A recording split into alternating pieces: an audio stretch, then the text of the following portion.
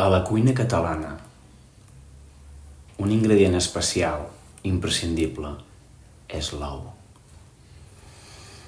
Sempre que treballo amb ous, els tracto amb carinyo, amb amor, sigui 1, 3 o 20.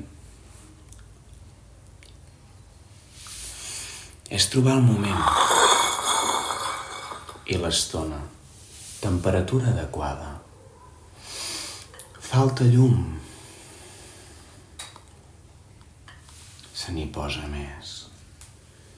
L'important és que per tenir un bon resultat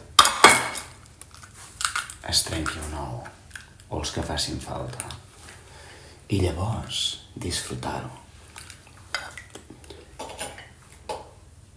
Però que mal educat, no us n'heu fet. Vosaltres també us mereixeu un ou, o no?